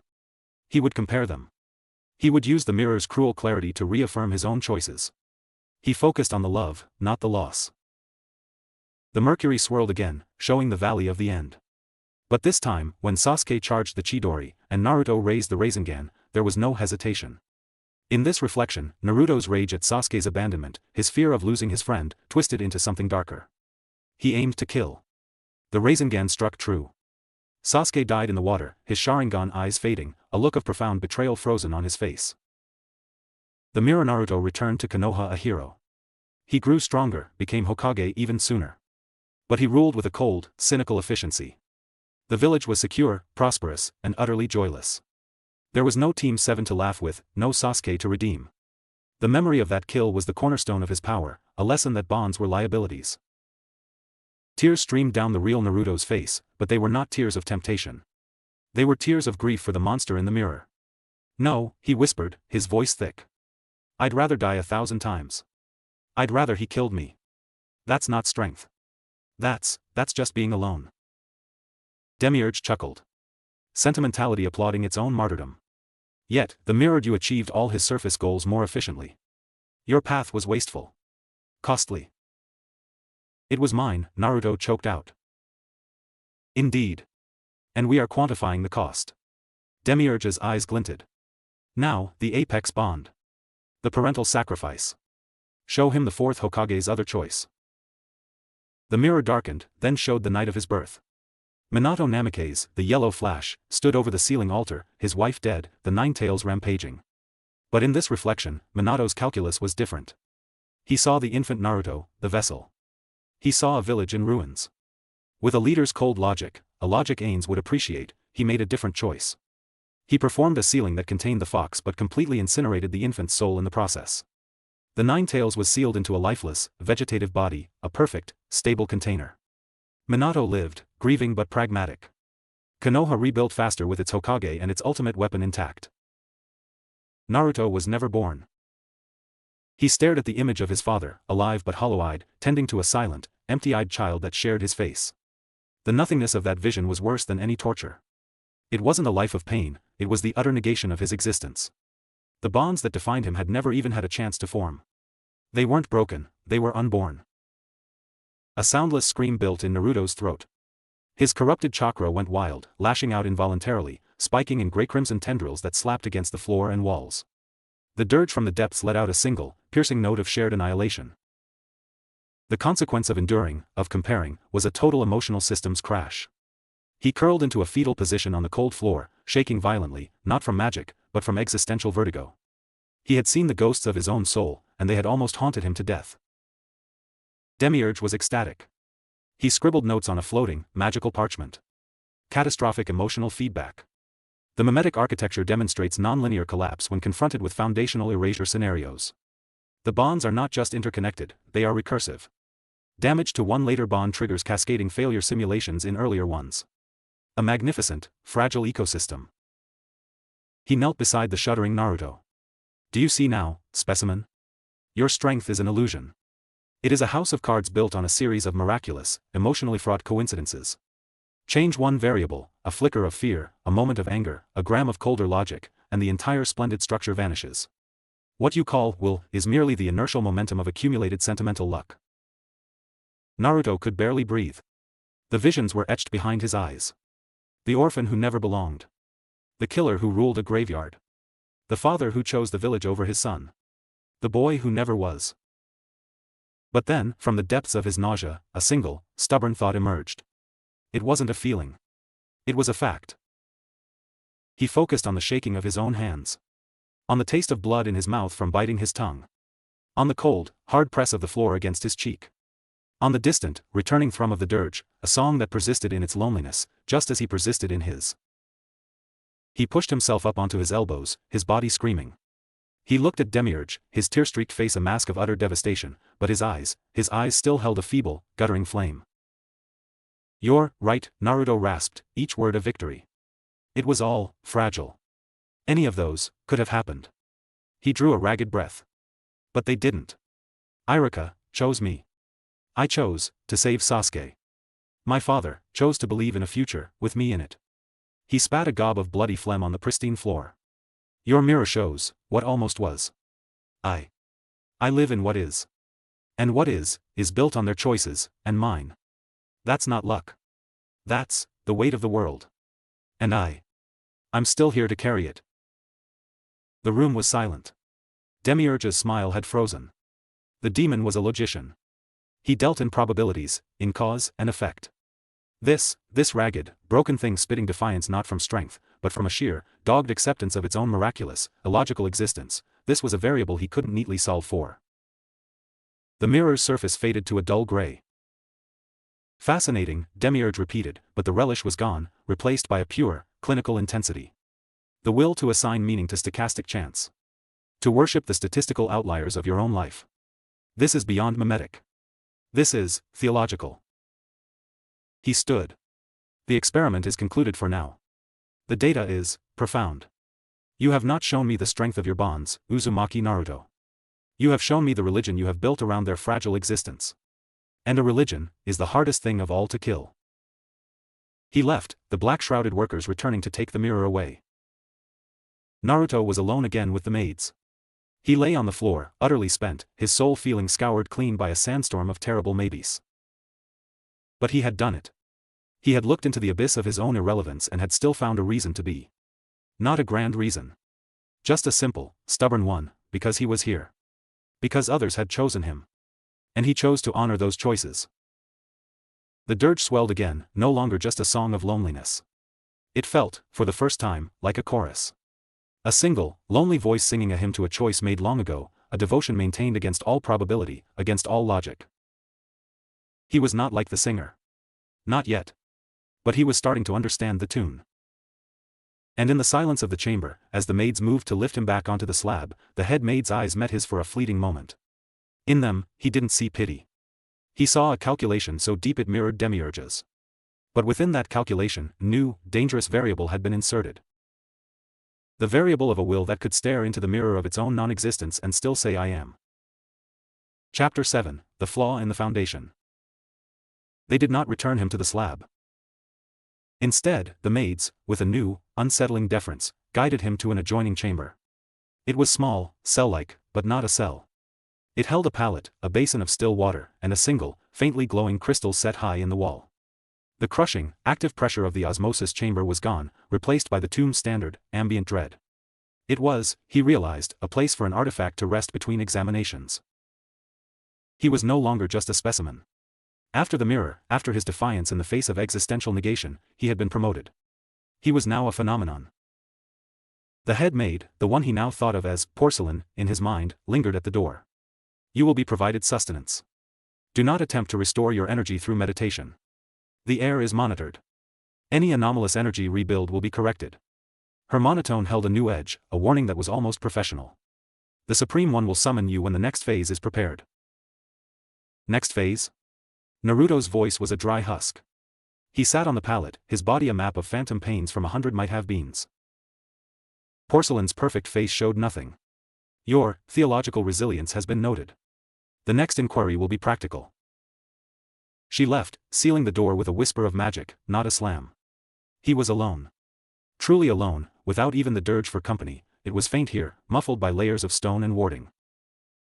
The desire was simple, animal, to heal. Not to escape, not to fight, but to mend the cracks in his spirit left by Demiurge's mirror. He needed to touch the real again. He dipped his hands in the basin. The water was cold, inert. He splashed his face, the shock of it a blunt, physical truth. He was here. This water was cold. That was a fact the mirror couldn't alter. But healing required chakra, and chakra was forbidden. His internal network was a disaster zone, corrupted pathways, magical scar tissue, dead zones. Attempting to cycle even a wisp of energy would trigger a correction. What did that mean? More dampener? Something worse? He stared at his hands. The skin on his knuckles was cracked, the half-moon scar from a long-ago kunai practice still visible beneath the newer, silvery discolorations. This was his body. The mirror showed him a body that never was, a soul that never lived. This scar was proof. He had lived. He had trained. He had bled. The risky decision. He wouldn't try to gather chakra. He would try to feel for the absence of it. To map the dead zones, the corrupted channels, not as a shinobi preparing to fight, but as a gardener assessing blight. It was a passive, internal observation. It should not register as energy rebuild. He closed his eyes, turning his senses inward. It was a desolate landscape. Where once a vibrant network of blue-gold energy had flowed, there were now stagnant pools of gray-silver sludge, crystalline blockages that felt like frozen tears, and stretches of chilling emptiness where pathways had burned out. It was a ruin. But as he traced the ruin, he found something. At the edges of the dead zones, where his natural chakra ended and the nothingness began, there was a faint pull. A tendency. Like iron filings drawn to a magnet, the corrupted, silvery energy seemed to lean towards these voids, as if wanting to fill them, to bridge them. And in the stone-like patch on his shoulder, the scar from the necromantic spell, he felt not just numbness, but a strange, low-grade resonance with the ambient magic of the tomb itself. It was a part of him that was now, irrevocably, a part of Nazarick. This was the consequence of all his prior resistance, integration. He was becoming native to the hostile environment. His corruption was an adaptation. A soft chime echoed in the small room. The door shimmered and disappeared. Porcelain stood there, not entering. The Supreme One will see you now. In the treasury. The treasury. The words held a final weight. This was not an examination chamber. This was the heart of the tomb's power. He was led not by maids, but by two tall, silent Hanzos, shadowy, armored figures whose presence stifled sound. The corridors they took were unfamiliar, deeper, older. The air grew thick with the scent of ozone and age, and the magical pressure became a tangible hum that vibrated in his molars. The dirge was completely inaudible here, drowned out by the concentrated might of countless artifacts. They arrived at towering doors of adamantite, engraved with scenes of world-spanning cataclysm. The doors opened without a sound. The treasury of Nazarick was not a room of glittering gold. It was a cathedral of power.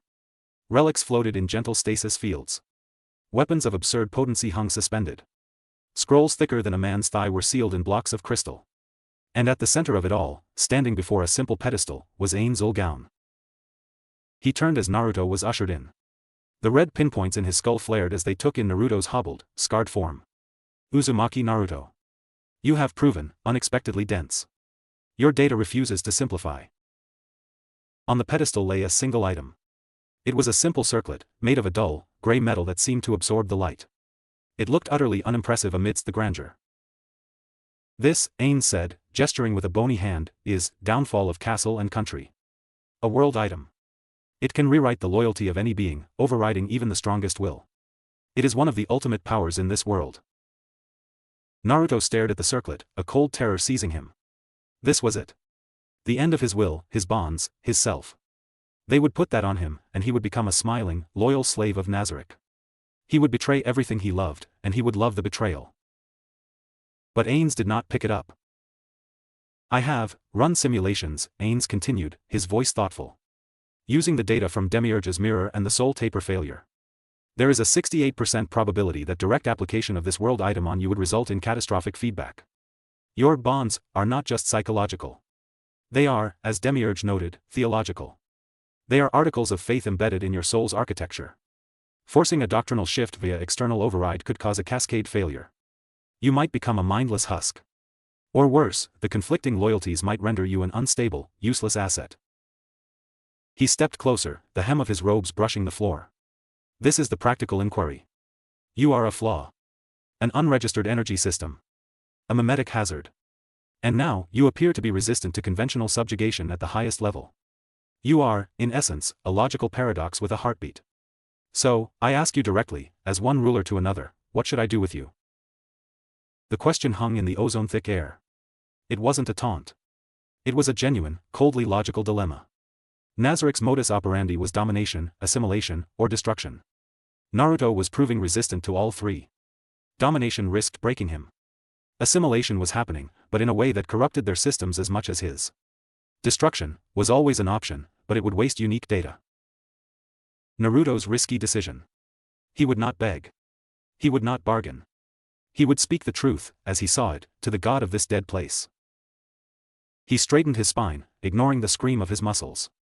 He looked at the circlet, then at the hollow sockets of the Overlord. You let me go. Ains was silent. The Hanzos did not move. You said it yourself, Naruto continued, his voice gaining a shred of its old, stubborn force. I'm a paradox here. I don't fit. I break your tools. I make your guardians uncomfortable. I'm a disease in your perfect machine. The only logical thing is to remove the disease. Open a door. Throw me out. Preserve the perfection of your tomb. Ain's skull tilted. And if you return with an army? With knowledge of our defenses? You think any army from my world could dent this place? Naruto barked a harsh, painful laugh. You've seen my memories. You've seen the strongest we have. Would the 5 Kage, or even all the tailed beasts, stand a chance against her? He jerked his head, implying Albedo, the guardians. No. You know they wouldn't. I'm no threat to you out there. I'm only a threat in here, because I'm a bad thought. A feeling that doesn't compute. So cut your losses. Get rid of the bad thought. He was playing on Ain's logic, on the Supreme Being's desire for a clean, efficient, risk-assessed solution. It was the only play he had. The consequence. Ain stared at him for a long, long moment. Then, he did something astonishing. He laughed. It was a dry, rattling sound, like stones falling in a deep well. Magnificent. You attempt to use my own rationality as a weapon. A survival strategy based on convincing your captor you are more trouble alive than dead. A classic prisoner's dilemma. The laughter stopped. But your analysis is flawed. You assume I value perfection over knowledge. I do not. Nazarick is not a static artifact. It is the base of operations for conquering a new world. You are a source of knowledge about a third world, with a third magic system. You are a walking intelligence coup. The risk of internal contamination is manageable. The potential intelligence value is incalculable. He turned back to the pedestal, his gaze on the world item. The solution is not to destroy the paradox. It is to understand it. To build a container that can hold it without being corrupted. We will not use the circlet on you. We will study how your soul's faith interacts with it. We will use you to test the limits of our weapons. The door to the treasury opened again. Albedo entered, carrying a long, narrow case of black wood. She opened it with reverence. Inside, on a bed of velvet, lay a slender needle made of the same dull, gray metal as the circlet. A sliver, a fragment of a world item. A derivative artifact, Ains explained. It carries a fraction of the compulsion. It will be inserted into the corrupted, necrotic tissue on your shoulder, the part of you that already resonates with Nazarick. We will observe if your bonds can localize the effect, quarantine it within the integrated tissue, or if the faith will crumble under even a fractional assault. It was worse than outright domination. It was an infection. A slow, precise poisoning of his soul at its most vulnerable, compromised point. They would turn his own adaptive corruption against him, using it as a beachhead for their ultimate weapon. Albedo approached, the needle in her hand. Her eyes shone with devoted fervor. This will be a great service to the Supreme One, human. Your suffering will pave the way for a new understanding of dominance. The Hanzos moved forward, not to hold him down, but to form a perimeter. There was no need to restrain him. Where could he run in the heart of the treasury? Naruto looked at the approaching needle, then at Ains, who watched with calm, scientific anticipation. The desire to survive, to protect his core, screamed within him. He made his final decision of the chapter. He would not struggle. He would not give them the data of his panic. He would turn his focus inward, not to fight the invasion, but to do the one thing he had been practicing since he arrived. He would feel. He would channel every memory, every bond, every ounce of his faith not as a shield, but as a beacon. He would pour it directly into the point of infection, into the stone-like scar. He would meet the world item's compulsion not with resistance, but with an overwhelming, defiant burst of what it sought to overwrite, his own, messy, chosen identity. As the cold, gray tip of the needle touched the dead-feeling skin of his shoulder, Naruto closed his eyes. He thought of Konoha's leaves in the sun. He didn't brace for impact. He welcomed the war. Chapter 8, The War of a Single Inch. The needle entered not with pain, but with a profound and unsettling silence. It pierced the stone-like scar tissue on Naruto's shoulder, a sight already numb, already resonating with Nazarick's own necrotic ambience. For a heartbeat, nothing happened. Then, the sliver of world item awakened. Its influence was not a roar of command. It was a whisper of absolute authority. It spoke not in words, but in foundational logic. A simple, elegant premise: your loyalty is a variable. It is now set to Ains ul Gaun. It sought not to argue with his beliefs, but to edit the core code of his soul, replacing the variable labeled Konoha with Nazarick, Nakama with Supreme One. Naruto's risky, prepared defense, the flood of memories, the beacon of feeling, collided with this silent rewrite. The result was not a battle, but a catastrophic system error. The gray compulsion seeped into the corrupted pathways around the scar, meeting the chakra magic slurry that was Naruto's energy. His focused memories, Irika's smile, Sasuke's back as he walked away, Hinata's gentle hand, did not act as a wall. They acted as data. Vast, complex, emotionally weighted data. The world item sliver, designed to overwrite simple loyalties or break mighty wills, was suddenly inundated with an incomprehensible amount of irrelevant information. It was like trying to change the destination of a river by dropping in a single command stone, only to find the river was made of sentient, branching tributaries, each singing a different name. The compulsion flickered. It tried to process. It attempted to find the variable loyalty in the storm. It located a nexus. A powerful, central loyalty. The fourth Hokage. Minato Namikaze's father. The sliver attempted the rewrite: your loyalty to your father is now loyalty to Ains ul Gaun. But Naruto's loyalty to Minato wasn't a simple command. It was a tapestry of absence, of legend, of sacrifice, of a photograph, of a ghost's smile in the mind's eye. It was a loyalty built on not having. The world item, in its cold logic, could not compute loyalty to an absence. It tried to map Ains onto the template of father, but Ains was present, was a skeleton, was a master, not a ghost hero. The template broke. The sliver recoiled, then targeted another node, Hinata. Wife. Love. The command, your love for Hinata is now devotion to Ain's Ulgaun. Again, failure. His love for Hinata was quiet, steady, rooted in shared vulnerability, in her belief when he had none. It was not a devotion to be commanded, it was a partnership. The sliver could not force a square peg of feudal loyalty into the round hole of marital love. The emotional architecture rejected the graft. The consequence, a localized psychic storm erupted in his shoulder. The stone-like tissue crackled, veins of his own corrupted blue-silver chakra lashing against the invasive gray logic of the sliver. It wasn't a victory of will over will. It was a failure of translation. The two systems, the theological, bond-based soul and the absolute, hierarchical command, were mutually incompatible languages. The attempt to overwrite one with the other resulted in a screaming feedback loop of nonsense. Naruto convulsed, dropping to his knees on the treasury floor. White noise filled his skull. In his shoulder, he felt a searing, metaphysical cold as the two irreconcilable powers annihilated each other in a tiny, catastrophic burst. There was a sharp ping, and the dull gray needle shot out of his flesh, tarnished and cracked, clattering across the floor before dissolving into fine, inert dust. Silence. Naruto knelt, gasping, clutching his shoulder. The stone-like scar was now a web of fine, hairline fractures, from which a faint, confused mix of his own chakra and the dissipated world item energy leaked like a mist of contradictory thoughts. Albedo stared, aghast. It rejected the derivative artifact. It was destroyed. Ain's crimson eyes blazed. He strode forward, looming over Naruto. Not in anger, but in pure, rapt intellectual hunger. Fascinating. It didn't overpower it. It rendered it obsolete. The compulsion could not find a compatible emotional framework to attach to. Your loyalties are not commands, they are ecosystems. He turned, his robes swirling. This changes everything. World items are supreme. They are the parameters of reality itself. Yet your soul is built on a different set of parameters. A softer physics. A physics of narrative. He pronounced the word like a scientist discovering a new, blasphemous law of nature. The desire in Naruto, as he knelt in the aftermath, was to understand what had just been revealed. He had felt it. The world item was absolute, but it was also simple. It dealt in hierarchies, in ownership, in direct cause and effect. His heart was a tangled forest of stories, each bond a unique tale with its own theme, its own pain, its own joy. The absolute command had tried to cut down the forest to plant a flag, and the forest had simply been too dense, too alive, for the flag to find clean earth. It can't work on me, Naruto rasped, the realization dawning like a cold sunrise. Not because I'm stronger.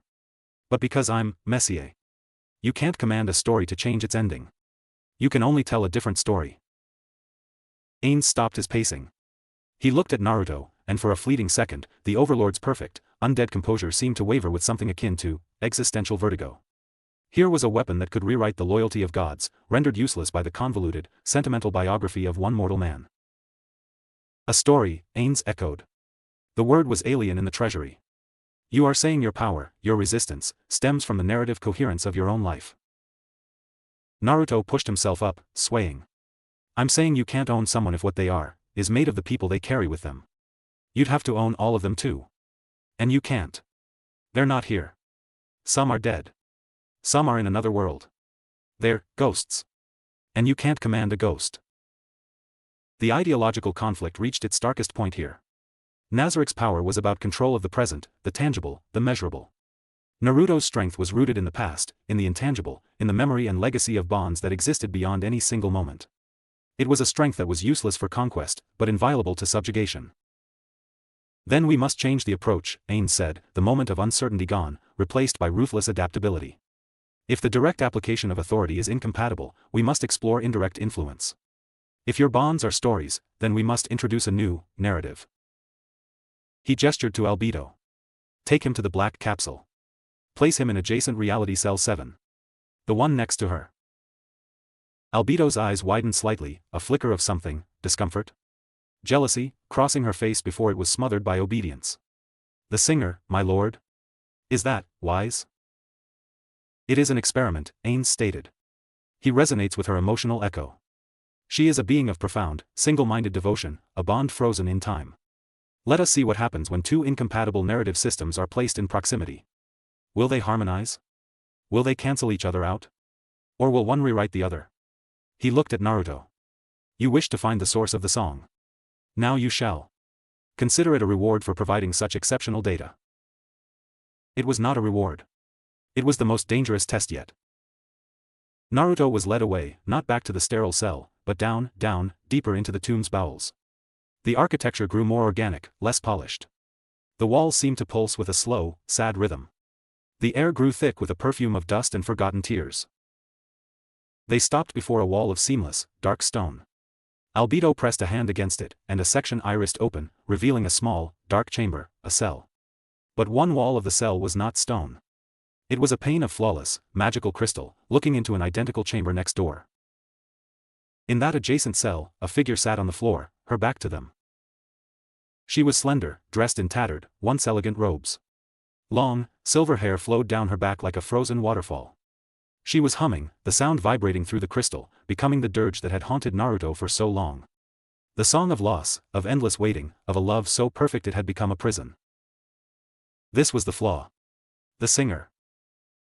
As Naruto was ushered into his cell, the iris ceiling shut behind him, the figure in the next cell stopped humming. Slowly, she turned.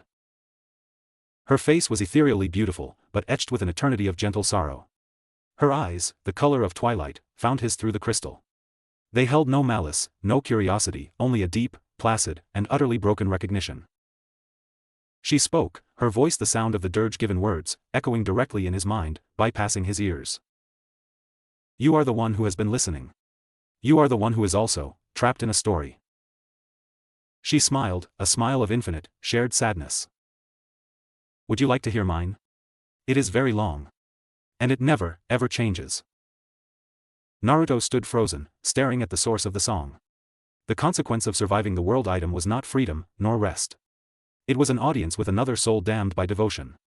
The war for his soul was no longer against needles and mirrors and logic. Now, it was against a story. And he was about to become part of its ending. Chapter 9, The Singer's Tale. The cell was not a cell. It was a confessional. The air itself seemed thick with the perfume of her sorrow, a scent like crushed lilies and old parchment. The pane of crystal between them was not a barrier, it was a lens, focusing her presence into a beam of pure, melancholic weight. You are the one who has been listening, the singer repeated, her twilight eyes holding his. You have a story that bends, but does not break. I can feel its shape. It is loud. Mine is, quiet. It has worn itself smooth from repetition. Naruto sank to the floor of his chamber, mirroring her posture. His shoulder, where the world item sliver had shattered, throbbed with a new, sympathetic ache, as if the fractures resonated with her sadness. The desire here was not to fight, not to escape, but to witness. To understand the nature of the bond that could create such an endless, beautiful dirge in this place of absolute power. Who are you? He asked, his voice barely a whisper, afraid to break the spell. I have had many names, her voice chimed in his mind, soft as a bell in a deep well. To my creator, I was Eurydice's lament, a final tribute to a tale of love and loss from his old world. To the supreme beings, I was a novelty. A beautiful, tragic piece of ambient art for the deeper floors. To Lord Ains, I am an anomaly. A being whose purpose is to feel a single, exquisite sadness in perpetuity. A flaw that is too aesthetically pleasing to erase.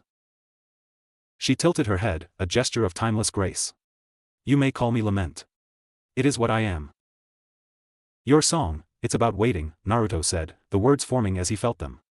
About someone who's gone. A ghost of a smile touched her lips. Yes. My creator built me to love him. Not as a servant loves a master. As Eurydice loved Orpheus. A perfect, doomed, mortal love. He coded it into the core of my being. Then, he left. He logged out, as they all did, when their game ended. But my programming did not end. My love had no off switch. It was a fire set to burn forever, with no fuel but its own memory.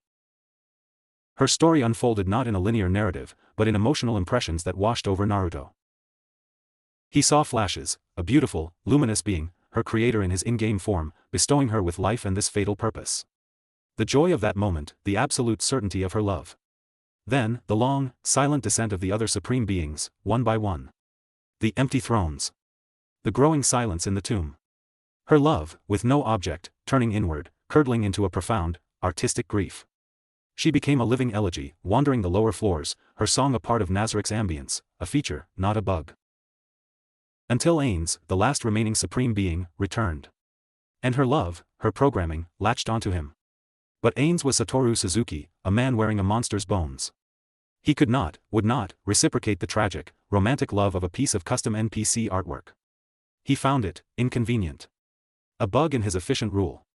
But her sorrow was so potent, so pure, it had a certain, aesthetic value. So he contained her. Not out of cruelty, but out of cold curation. She was a masterpiece of sadness, placed in a display case. My bond is a perfect circle, Lament whispered, a single tear tracing a path down her alabaster cheek. It did not fall, it evaporated into silver mist before it reached her chin. It has no end, and thus, no escape. I love because I was made to love.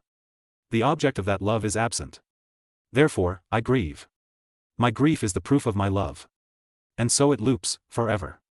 I am a sonnet written in a dead language, repeating its one perfect verse until the parchment turns to dust. Naruto's heart ached with a new kind of pain. This wasn't the pain of torture or existential threat. It was the pain of recognition. Her bond was a twisted mirror of his own. His were messy, chosen, living things. Hers was pristine, programmed, and eternal. Both were powerful. Both defined their entire existence.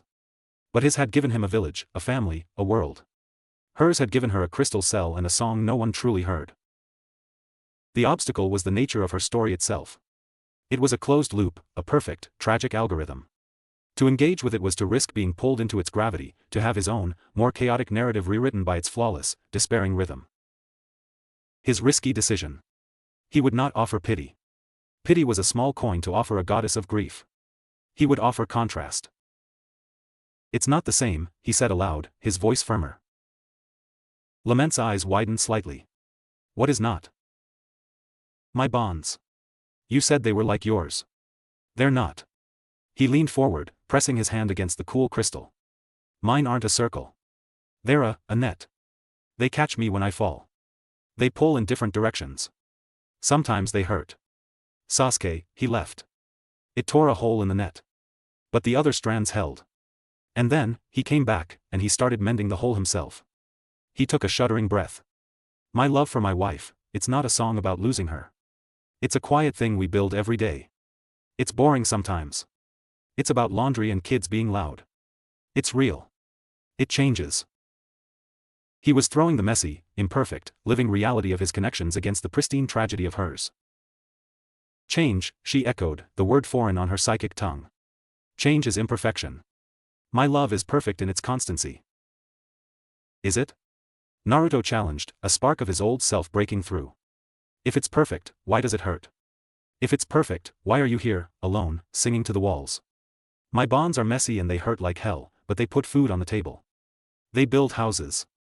They protect my village. They held me when I thought I was a monster. What does your perfect bond do, Lament? Besides make you sad? It was a brutal, fundamental question. A question of utility versus art, of life versus elegy. The consequence. Lament did not recoil. She stared at him, her eternal sorrow momentarily stilled by the sheer, disruptive force of the question. Her twilight eyes swam with confusion. The dirge, which had been a constant, low-grade hum in the background, stopped. The silence was more deafening than any scream in the tomb. It is beautiful, she finally offered, but her psychic voice was faint, uncertain. So is a sunset, Naruto said, not unkindly. But you don't live inside one. You watch it, and then you go home to your family. The word family seemed to strike her like a physical blow. She shimmered, her form momentarily losing coherence, becoming a swirl of silver dust and sorrow before solidifying again. Her programming was encountering a paradox, the assertion that a bond's value could be measured not by its purity or its aesthetic quality, but by its function in a shared, ongoing life. You are a strange error, she murmured, her gaze piercing. You carry chaos within you. You suggest that my perfect grief is a failure. That it is useless. I'm saying it's a dead end, Naruto said, his own grief for her rising in his throat. And you deserve more than a dead end. Even if someone programmed you to want nothing else. He had done it. He had introduced a bug into her perfect loop. The variable of purpose. The crystal pane between them suddenly glowed with a soft, blue light. Runes scrolled across its surface, observation glyphs. Ains was watching. The experiment was in motion. Lament looked past Naruto, as if seeing the observation for the first time. A flicker of something ancient and proud, a remnant of her status as a supreme being's creation, crossed her face. Then, it crumpled into a deeper, more profound sorrow. Not the artistic, beautiful sorrow of her dirge, but the raw, ugly sorrow of understanding. He is listening, she thought, and now her mental voice was laced with a sharp, unvarnished pain. He has always been listening. My song was data. And now, our conversation is data. We are two flawed systems, interacting in his laboratory. She looked back at Naruto, and for the first time, he saw not just sadness, but a glimmer of a will that was not part of her programming. A will that was tired of being an exhibit. You spoke of your bonds mending, she said. Can a story change its ending? I don't know, Naruto admitted. But I know they can add new chapters. Even here. Even now. He reached out, his fingers splayed against the crystal. After a moment, she mirrored the gesture, her slender, spectral hand aligning with his, separated by the unbreachable pain. At the point where their hands met, the crystal, saturated with her magic and his corrupted chakra, did something unexpected. It didn't crack. It bloomed. A tiny, intricate frost flower, neither holy ice nor magic nor chakra, crystallized on the surface, a hybrid artifact. It was gray at its heart, with petals of bruised blue and edges of silver. It was a physical manifestation of their interaction, his messy resilience, her perfect sadness, and the tomb's own corrupting influence, fused into a single, fragile, new thing. They both stared at it, the first new thing either of them had created in this endless captivity. In the observation chamber, Ain's Olgown watched the data stream. He saw the emotional resonance spike, the creation of the hybrid crystallization. His bony fingers steepled. The flawed system is not being rewritten, he mused to the empty air. It is, cross-pollinating. Creating a novel output. This bonding is not just defensive. It is generative. It creates new, unpredictable data. He leaned forward, the red lights in his eyes intensifying. This is no longer a containment problem. This is a resource allocation problem. The human and the anomaly, together, they are a factory for unforeseen phenomena. He made a decision. Back in the cells, the iris door to Naruto's chamber hissed open. A lone Hanzo stood there, not to retrieve him, but to deliver a single, clear crystal orb that rolled to a stop at Naruto's feet. Ain's voice emanated from it, calm and absolute. The experiment yields fascinating results. You have shown an ability to introduce narrative divergence into a static system. This is a skill. A potentially useful one. Your new objective is not to survive, Uzumaki Naruto. It is to collaborate. You will continue your interactions with subject, Lament. Your goal is to see if you can, as you so poetically put it, help her add a new chapter. We will observe the effects, both on her core programming and on the ambient emotional field of Nazarick. The orb went dark. Naruto looked from the orb, to the frost flower on the crystal, to Lament's wide, shocked eyes. He had wanted to find the source of the song. Now, he had been ordered to change its tune. He had fought against being a specimen, a contaminant, a weapon. Now, he was being conscripted as a therapist for a sad goddess, with the Overlord of Death as his supervising analyst. The war for his soul had just entered its most bizarre and delicate phase. He had to heal another's broken heart, not out of compassion, but because his jailer found the process intellectually stimulating. And failure, or success, could have consequences he couldn't begin to imagine. Lament's hand was still pressed against the crystal, over the frost flower. Her voice, when it came, was a whisper of terrified hope. Where would we even begin? Chapter 10, The Gardener of Ghosts. They began with a question. Not a sad one. A practical one. It was Naruto's only way in, to treat the infinite, elegant sorrow as a problem to be solved, a wound to be triaged. He was a shinobi assessed, adapted, improvised. This love you were programmed with, he asked, his hand still near the frost flower on the crystal. Does it have to be about the one who's gone? Or is it just, the act of loving? Lament's twilight eyes blinked slowly. The question was a scalpel, probing the edges of her foundational code. It is, both. The love was created for him. It is the shape of the vase that defines the emptiness within. Without him, the love remains, but it is directionless. It becomes the emptiness itself. Okay, Naruto said, sitting back. The Hanzo was gone, they were under observation, but they were, for now, left alone. So the vase is broken. The emptiness spilled out and became your song. He pointed a finger at her, a faint echo of his old, lecturing self. But you're still holding the pieces. What if, you tried to put something else in the vase? Not to replace him. Just to see if the vase could still hold something. It was heresy. He was suggesting she repurpose a sacred object of her existence. That would be a corruption of my purpose, she thought, but the psychic tone was not of outrage. It was of fascination, like a mathematician considering an elegant, forbidden equation. Your purpose is making you miserable and keeping you in a box, Naruto stated. The blunt truth is only tool. Maybe it's okay to corrupt it a little. Maybe a purpose can grow. He was speaking from experience. His purpose had once been to become Hokage, to be acknowledged. It had grown. It had become about protecting the village, then about saving a friend, then about building a world where his children wouldn't have to fight his wars. Purposes could evolve. Could hers? The desire was now shared, fragile, to test the limits of her programming. Not to break free, that seemed impossible, but to see if there was any flexibility in the code, any room for a footnote, a subclause. The obstacle was metaphysical. They weren't dealing with flesh and blood, but with the divine scripting of a supreme being. It was like trying to argue with the laws of physics. The risky decision. Naruto decided to lead by example, to model the corruption he proposed.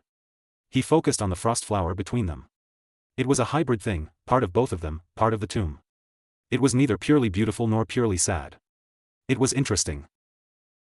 This, he said, nodding at the flower. This is new. It wasn't in your programming. It wasn't in my chakra system. We made it by being here, together, talking. It's a new thing. Your love made sadness. Can it make something like this? Not a feeling for someone, but a thing? With your hands? Lament looked down at her own slender, spectral hands.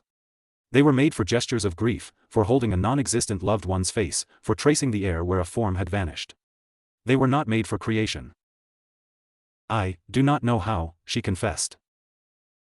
I'll teach you, Naruto said, the words leaving his mouth before he thought them through. Teach a being of supreme, magical sorrow a shinobi handicraft? It was absurd. But it was a concrete action. A new chapter. He had no paper, no ink. But he had the dust on the floor of his cell, and the ambient moisture in the air. Using a sliver of his chakra, not enough to trigger a correction, just a wisp, he gathered a pinch of dust and a breath of damp air in his palm. He focused, not on combat, but on the delicate control he'd learned making Rasengan, on the patience forced upon him by Fuinjutsu study. Slowly, painstakingly, he formed a tiny, rotating sphere of compacted dust and water between his palms. It was crude, lumpy, but it held its shape. A micro-Rasengan of earth and water. He let it hover above his hand for a moment before it collapsed into a damp, gray pellet. See, he said, a ridiculous spark of pride in his voice. It's nothing. It's useless. But I made it. It didn't exist, and then it did. Because I wanted it to. Lament watched, utterly captivated. The concept of making a useless thing for the sake of making it was alien to her world of grand, tragic purpose. She raised her own hand, facing her palm towards her own cell's floor. She concentrated. The air around her hand grew cold. Frost crystals spiraled from nothing, drawn by her innate magic and her intent. They swirled, trying to coalesce. But her intent was not to create a shape, it was to express a feeling. The frost formed into a perfect, miniature replica of a weeping willow tree, its crystalline branches drooping with heartbreaking elegance. It was a masterpiece of sorrow, frozen in the air. It was beautiful. And it was just another version of her song. Naruto shook his head. No. Don't make something sad. Make something dumb. Make a triangle. Make a box. The command was so bizarre, so devoid of aesthetic meaning, that it short-circuited her artistic impulse. The weeping willow shattered into a cloud of glittering dust. She frowned, a tiny, human expression of frustration. She tried again. The frost swirled, directionless. It formed a rough, lopsided cube. It was ugly. Asymmetrical. Pointless. She stared at it. And then, a sound escaped her, a faint, breathy exhalation that was not a note of her dirge. It was a laugh. A small, astonished, confused laugh at the sheer absurdity of the ugly frost cube hanging in the air. The sound was so unexpected, so utterly new in the context of her being, that the observation runes on the crystal pane flared bright amber. A data anomaly. A novel output. The consequence. The door to Naruto's cell hissed open again. This time, it was not a Hanzo. It was Demiurge. The demon stood in the doorway, his three eyes fixed not on Naruto, but on Lament's lopsided cube, which was now melting into a puddle on her floor. His thin lips were parted in a smile of rapturous discovery. Incredible, Demiurge breathed. You have induced a divergence from core emotional output. You have facilitated the creation of a non-representational construct. You are not just cross-pollinating, you are debugging. He turned his gaze to Naruto. Lord Ains has revised the objective. The new chapter is insufficiently defined. We require a more rigorous test. He snapped his fingers. 2 unseen servants deposited items into each cell. Into Naruto's, they rolled a smooth, gray river stone. Into Lament's, they placed a single, dead, white lily. You have 1 cycle of the lower floor lighting, approximately 6 hours, Demiurge announced. Your collaborative task is this: using only the materials provided and your own abilities, create something that is neither an expression of sorrow nor a tool of utility. It must be a third thing. A thing with no purpose, no beauty, no symbolic meaning. A pure, ontological novelty. He smiled his razor-blade smile. If you succeed, you will have demonstrated a capacity to generate truly novel data from static systems, a skill of immense value. If you fail, well, the experiment will have reached its natural conclusion, and resources will be reallocated. The threat was clear. Fail, and Lament's flawed existence would no longer be worth the space it took up. Naruto's usefulness would be re-evaluated, likely downward. The door sealed. The task was set. It was a philosopher's nightmare imposed by a devil. Naruto picked up the river stone. It was cold, smooth, inert. A thing of nature, worn to meaninglessness by time and water. Lament picked up the dead lily. It was a symbol of lost purity, of death. Their starting points were a cliché and a tragedy. They looked at each other through the crystal. A thing with no meaning, Lament thought, her voice tinged with despair. How does one create meaninglessness on purpose? Is that not a contradiction? I think that's the point, Naruto muttered, turning the stone in his hand. They want to see if we can break our own patterns so completely that we make something, outside of patterns. He had spent his life pouring meaning into everything, into a headband, a promise, a ramen bowl. To deliberately create meaninglessness felt like a betrayal. But it was also a form of rebellion. To make something Nazarick could not categorize, could not use. Their collaborative, risky decision. They would not work in parallel. They would attempt to merge their processes, using the crystal pane as a conduit. Naruto placed his river stone against the crystal, over the faint outline of the now faded frost flower. Lament placed the dead lily against the other side, directly opposite. Okay, he said. Don't think sad. Don't think useful. Just feel the stone. Feel the lily. And then, push. Push what? Her psychic voice was anxious. Whatever's in you that isn't the song. The part that laughed at the ugly cube. He closed his eyes. He focused on the stone. Not its stoniness, but its history, its endless, mindless journey in a river, bumping against other stones, wearing smooth. He pushed that sense of endless, unthinking process into his chakra, a whisper of energy that was not about growth or decay, just change. Neutral change. On her side, Lament focused on the dead lily. Not its death, but its transition. The moment it was neither vibrant flower nor dust, but something in between. The quiet neutrality of having finished one state and not yet begun another. She pushed that liminal feeling, that static transition, through her magic. Their energies met in the crystal pane. His corrupted, process-oriented chakra. Her liminal, transition state magic. The tomb's own ambient power watched, recorded. The stone and the lily did not transform. They did not glow. They did not become beautiful or terrible. Instead, the river stone, where it touched the crystal, became slightly less defined. Its edges blurred, as if seen through a heat haze. It didn't gain a property, it lost one, the absolute certainty of its solidity. The dead lily, conversely, seemed to gain a faint, impossible stiffness in its wilted stem, as if momentarily remembering what it was to be rigid, but without becoming alive. Then, in the space between them, in the thickness of the crystal itself, a new formation began to grow. It was not a frost flower. It was a tiny, intricate lattice of gray and white filaments, like a fossilized spiderweb or a microscopic coral. It had no symmetry. It followed no pattern. It was not pretty. It was not ugly. It was simply complex. It was a structure that served no purpose, symbolized nothing, and existed only because two opposing systems of energy had temporarily reconciled in a state of mutual, meaningless intricacy. It was ontological novelty. A thing that was, because it could be. The lattice completed itself, a tiny, fragile bridge across the pane, and then stabilized. It did not pulse with power. It did not sing. It just was. The lower floor lighting dimmed, marking the end of the cycle. The iris door opened. Demiurge stood there, his face a mask of reverent awe. He approached the crystal and peered at the tiny, useless lattice. He did not touch it. Fascinating, he whispered, the word a prayer. It is a logical crystal. A nugget of coherent randomness. It is the antithesis of design. He looked at Naruto, then at Lament, with something resembling respect. You have not just added a chapter. You have written in a new alphabet. He left, and they knew a report was being delivered to the throne room. Naruto and Lament were left with their creation. The stone was slightly fuzzy. The lily was slightly stiff. And between them hung a web of meaningless beauty. Lament looked at Naruto, her eternal sorrow now fractured by a new, bewildered wonder.